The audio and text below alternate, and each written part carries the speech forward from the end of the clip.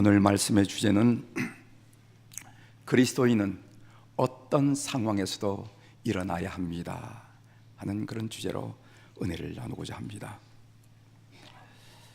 세계 유력 매체들로부터 21세기의 비틀스라 이렇게 일컬어지는 BTS, 여러분 방탄소년단 아시죠?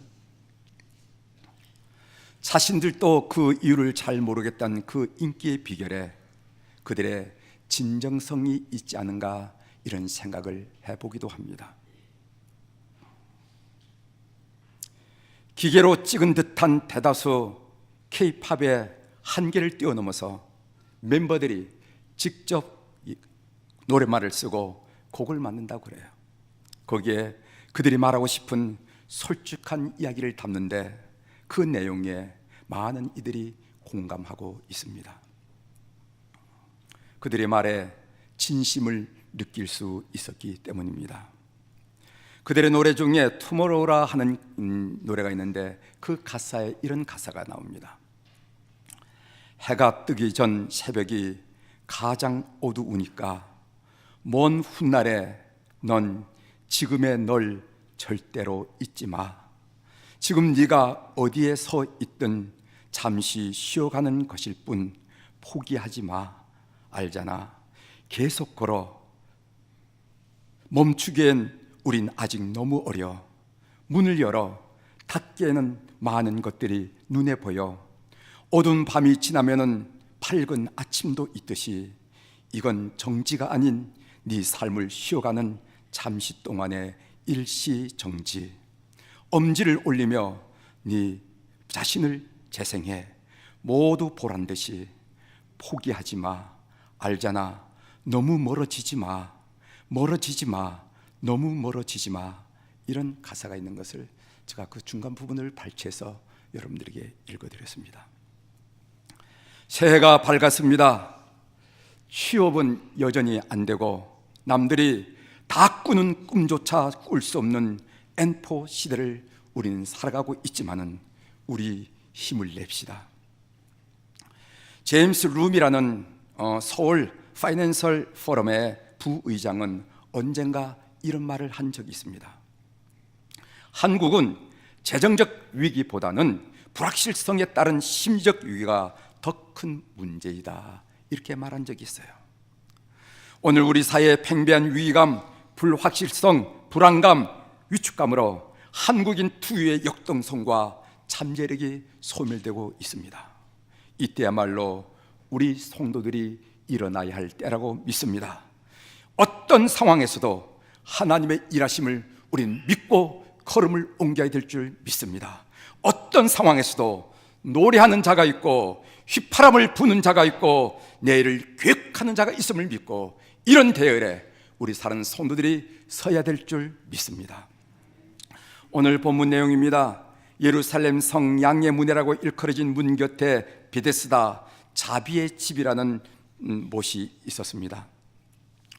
그런데 이 못에는 이런 전설이 내려왔습니다. 가끔씩 천사가 내려와서 물을 동하게 했다는 것입니다. 학자들은 물이 동한다라는 것을 온천이 울컥 터져 나올 때 물이 움직이는 모습이 아니었겠는가 이런 설명을 붙이기도 하고 있습니다.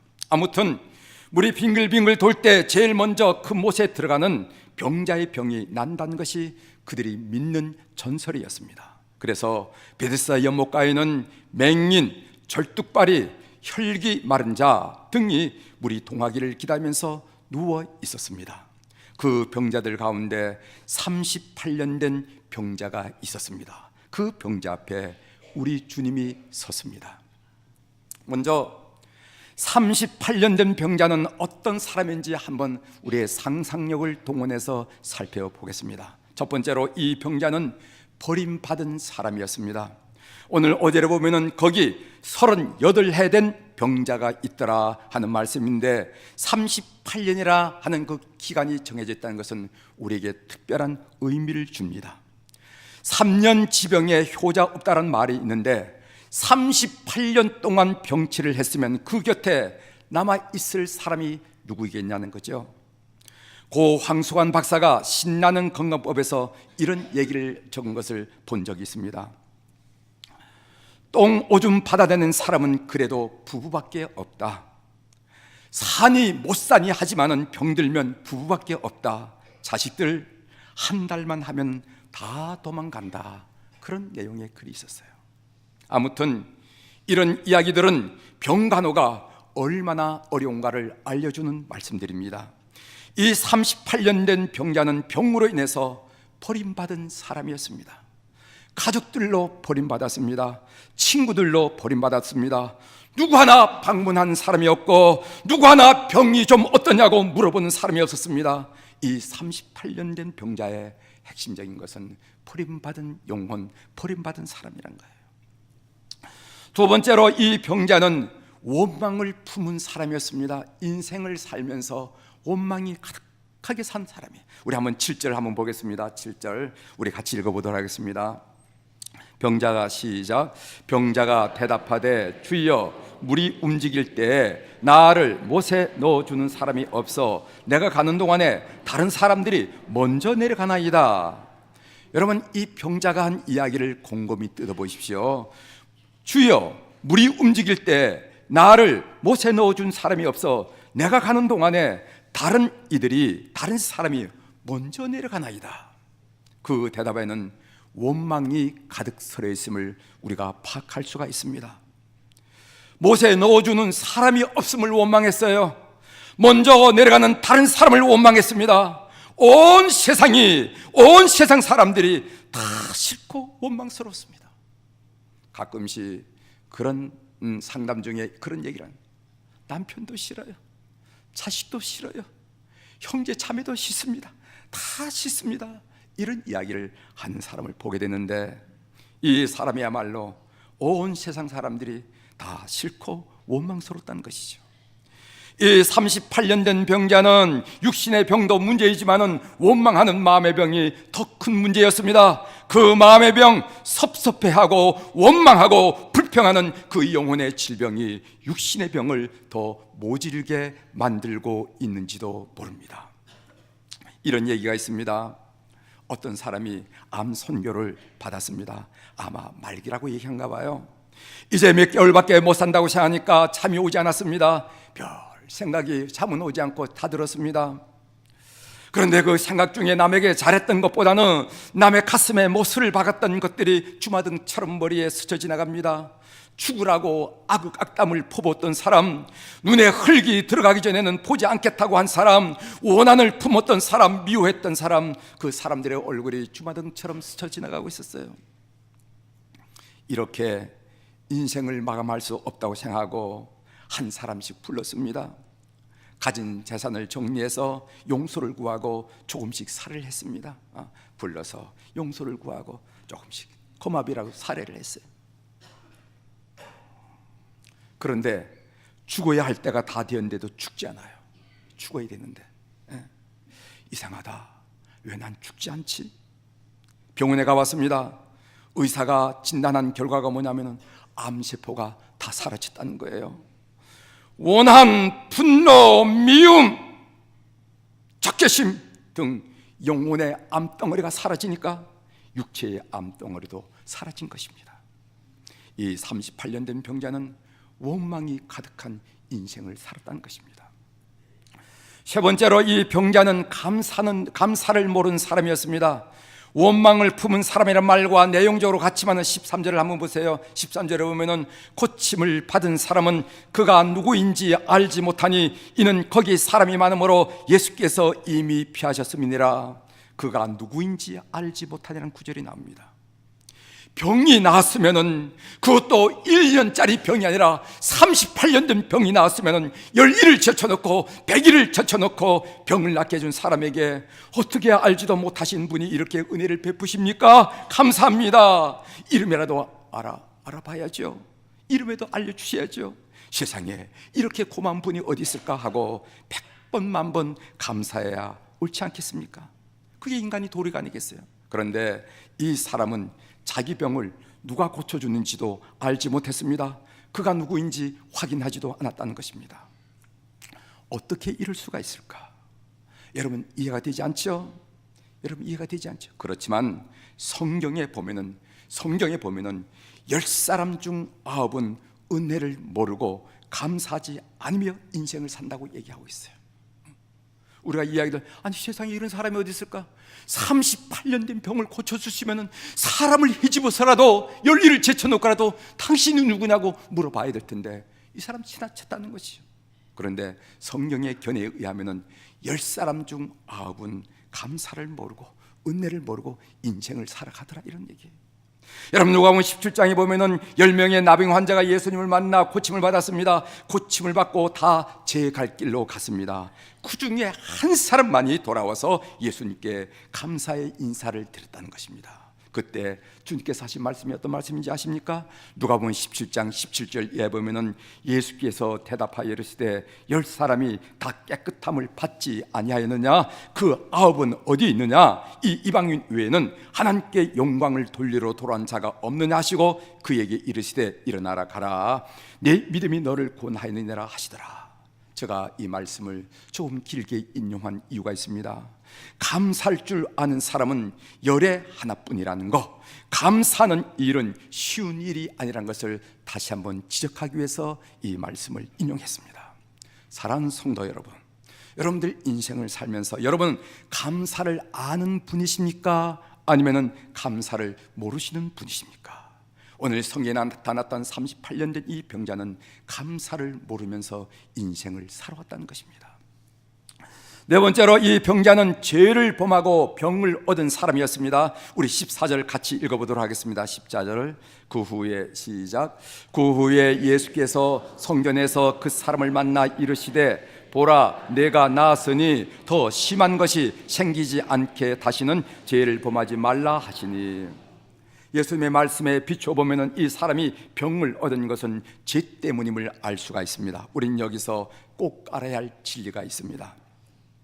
죄는 질병을 유발할 수 있다는 것입니다. 그러나 모든 질병의 원인은 죄라고 단정짓는 것은 옳지 않습니다. 질병은 피로 때문에 올 수도 있고 음식물이 부패한 음식을 섭취해서 올 수도 있어요. 따라서 우리는 다음과 같은 태도를 취하는 것이 영적이고 성경적이에요.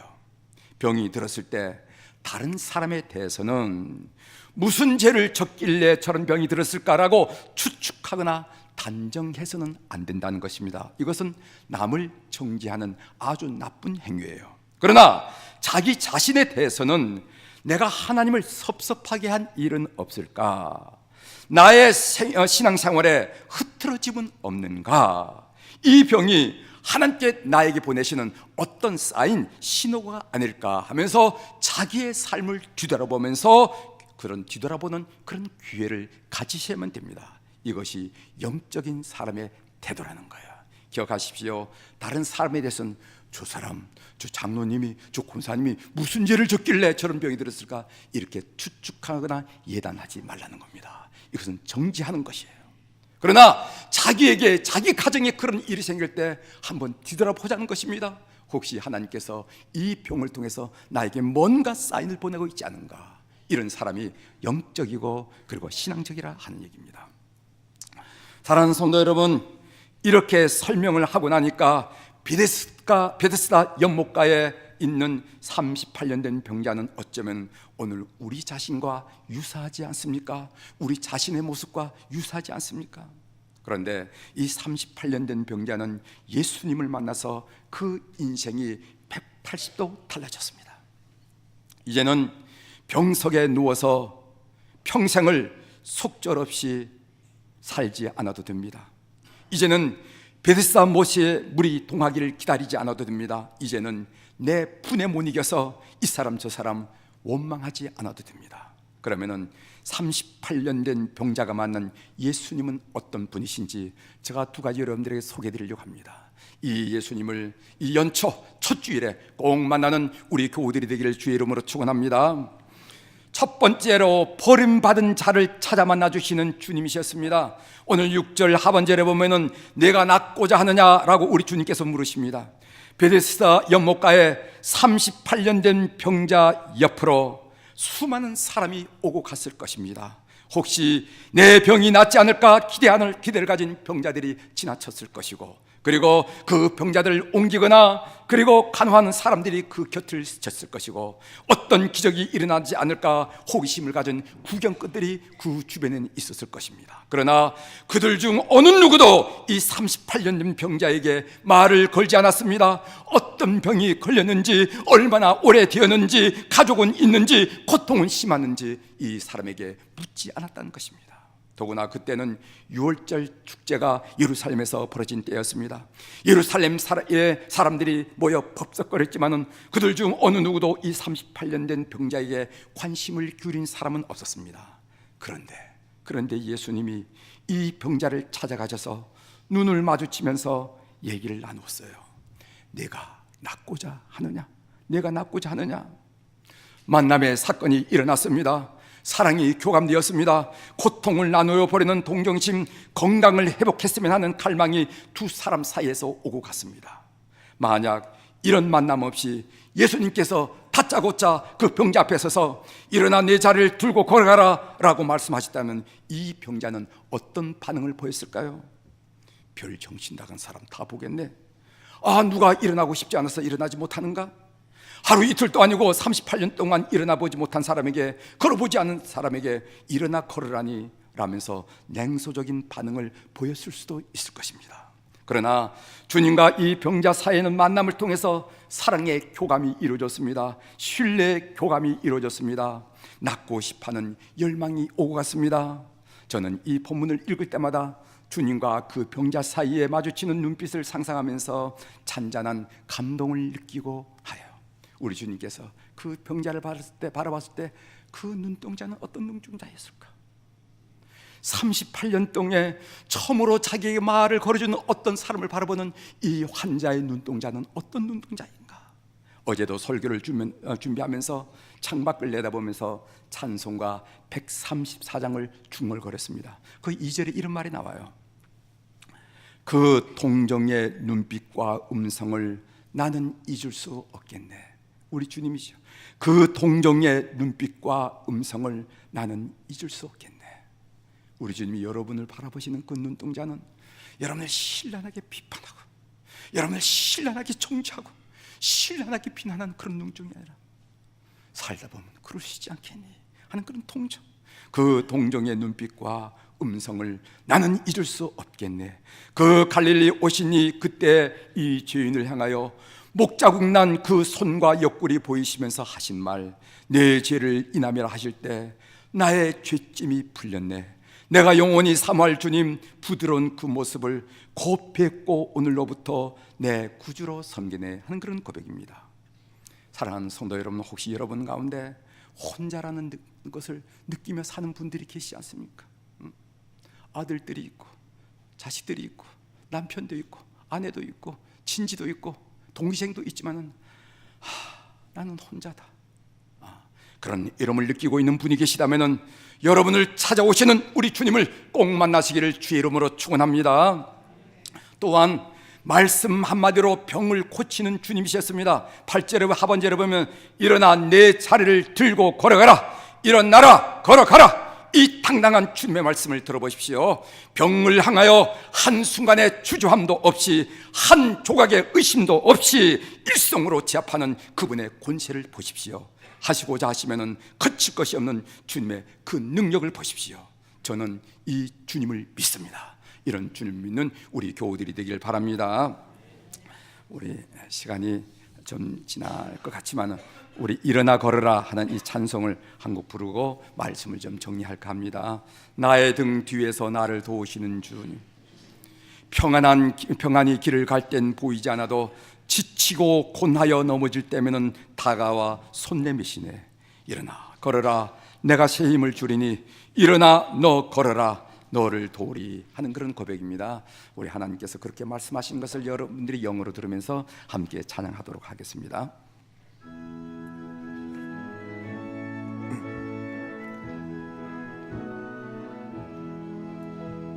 나의 등 뒤에서 나를 도우시는 주, 나의 인생 길에서 지치고 곤하여 매일처럼 주저앉고 싶을 때 나를 밀어주시네.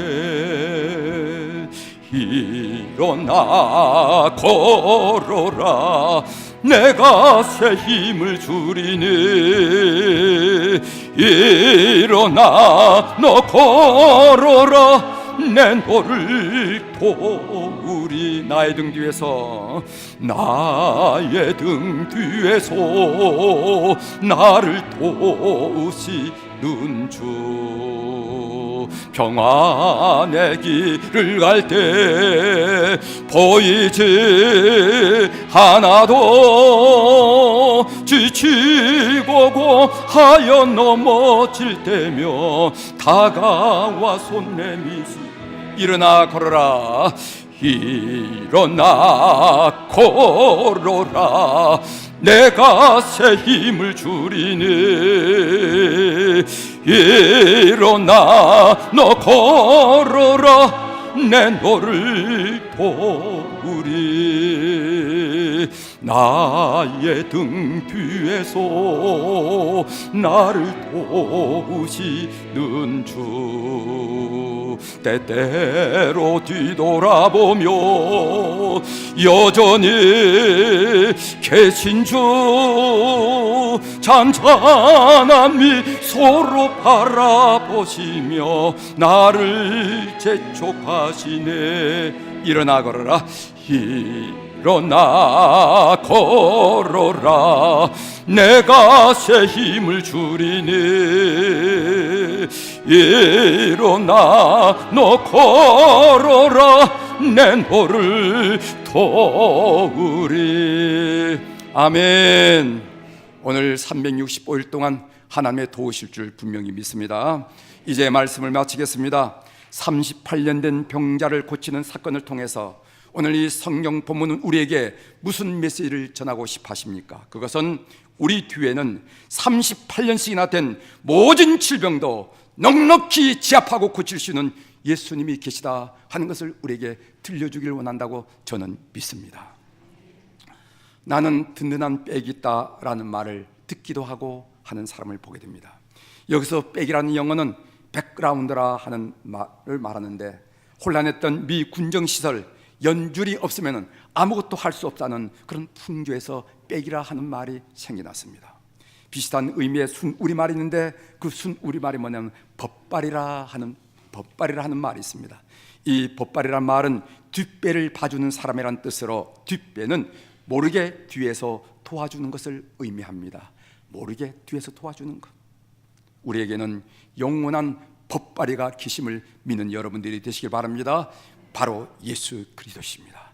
그분은 전능하십니다. 그분은 전지하십니다. 그분은 사랑이 있습니다. 지금 그 주님께서 울릉에서 말씀하시는 거예요. 일어나 걸어가라. 그래서 그리스도인은 어떤 상황에서도 일어날 수밖에 없는 존재임을 믿는 교우들이 되기를 주의 이름으로 축원합니다.